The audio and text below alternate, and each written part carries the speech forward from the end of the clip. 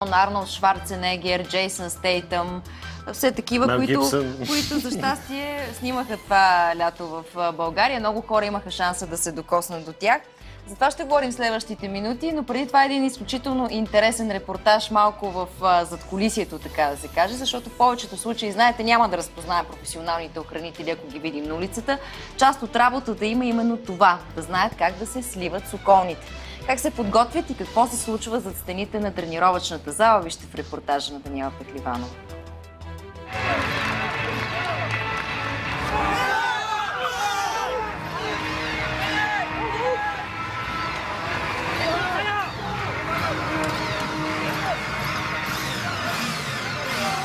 Подобни нападения се случват не само в Малайзия. По тази причина в залата в този клуб всеки ден се разиграват същите сцени с тренировъчна цел.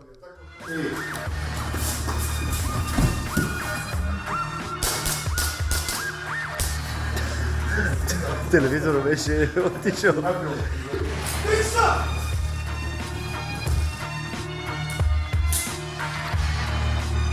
За да е по-реално, професионалните охранители използват същите оръжия, които трябва да обезвредят, ако випът, който пазят, бъде нападнат. За мен лично най-опасното оръжие е ножът, тъй като ножът поразява веднага и едно намушкване може да бъде фатално. А момчетата тук трябва да са подготвени за всичко. Удар в гръб, както и удар отдалеч. Най-важното нещо обаче предварително да получиш информация за човека, който охраняваш. Тоест ти се запознаваш с него, с неговите навици, характера, какво прави, какво не обича да прави. Има някои хора, които обичат охраната да стои близо до тях, за да се вижда. Има други, които предпочитат да е леко по-встрани. Иначе професионалните охранители не трябва да се набиват на очи. Идеята, че те трябва да са огромни, татуирани и страшни, е само мит.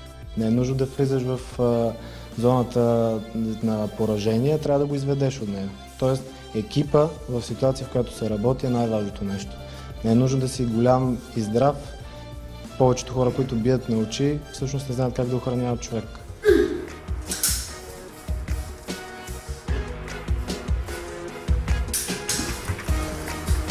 Добре.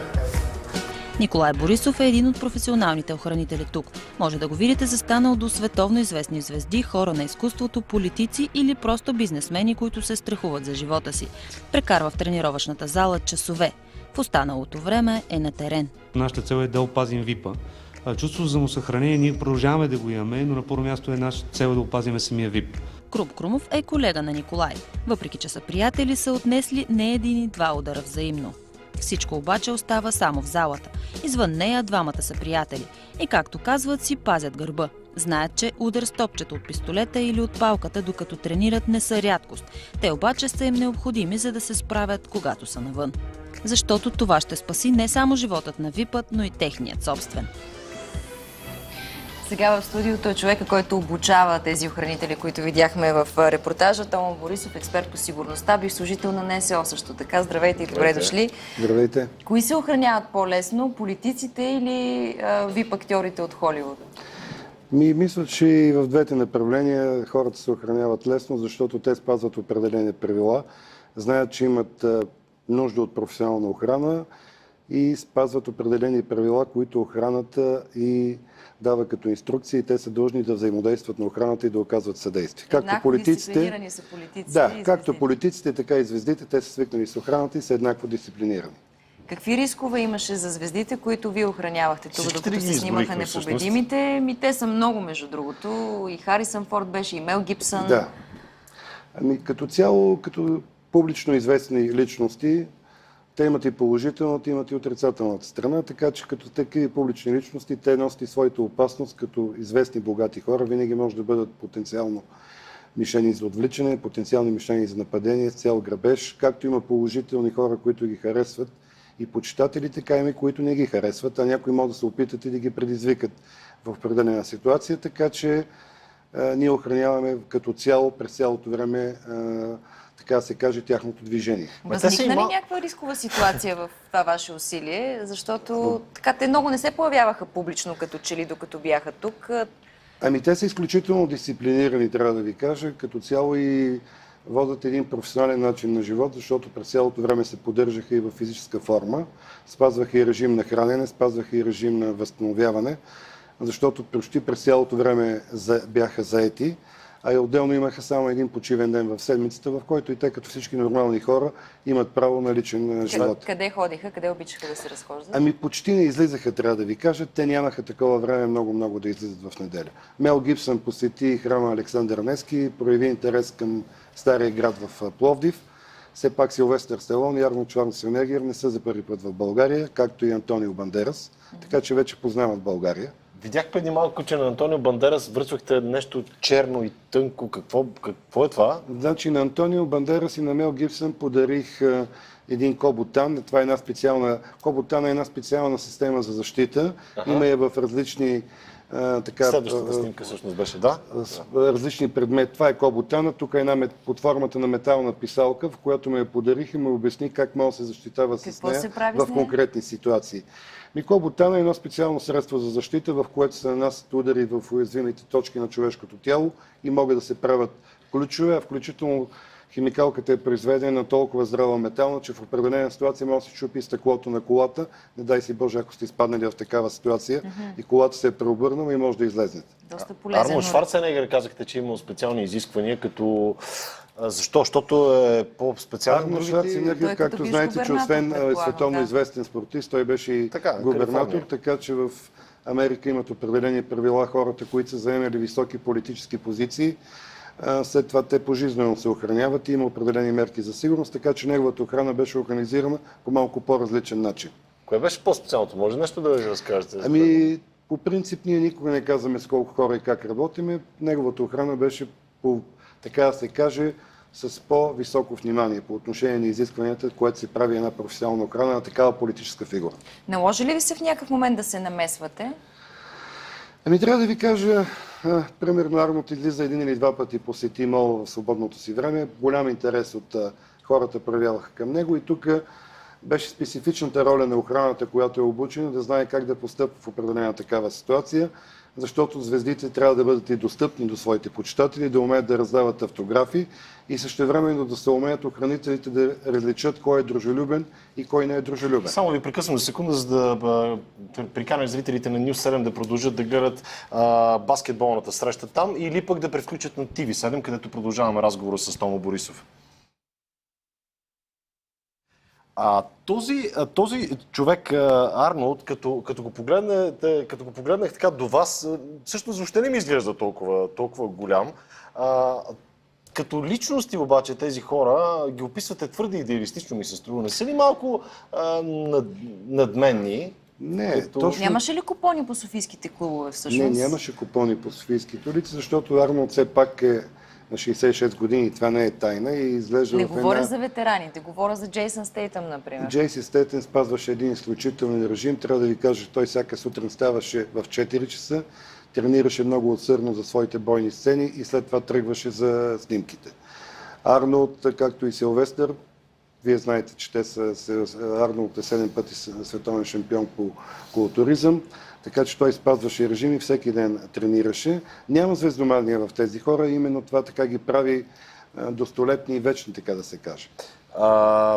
Вие сте освен това и световен вице-президент на Световната асоциация на Федерацията по джиу-джитсу.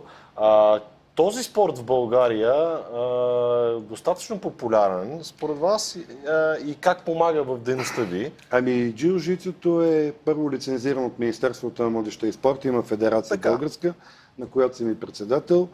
Той е достатъчно разностраден спорт, обхваща елементи от, така да обясня на зрителите, има удари сърце с крака, има хвърляния, има техники по самозащита.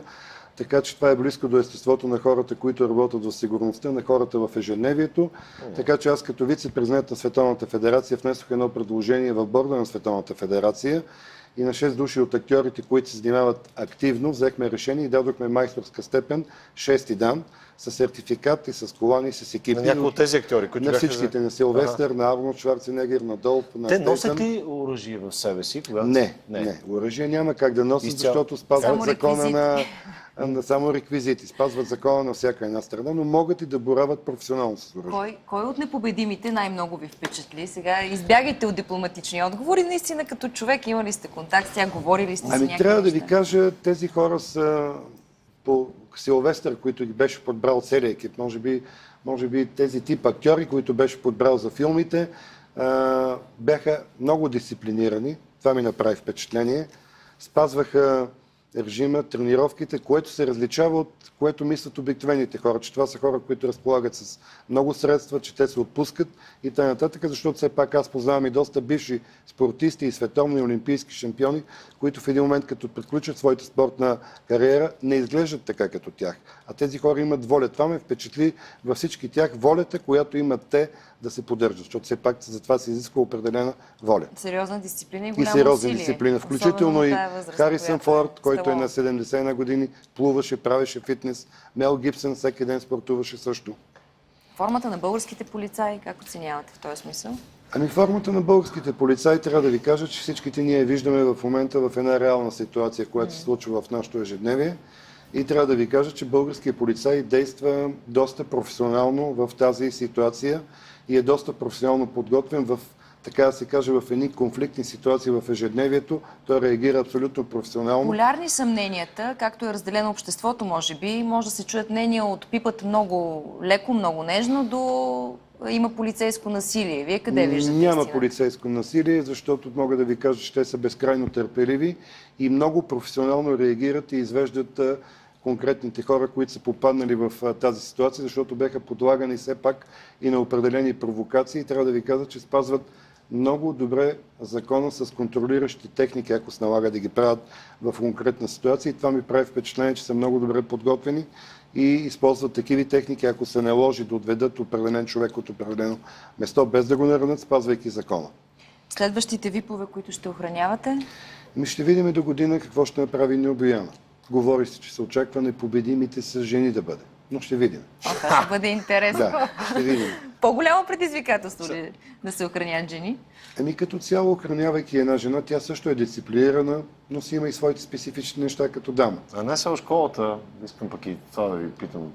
Тя днешно време само кадри за частен охранителен бизнес и съжалявате ли към днешна дата, че излязоха от тези структури? Не съжалявам, че напуснах НСО, но тя също ми даде НСО като една дисциплина, като школа, като поведение.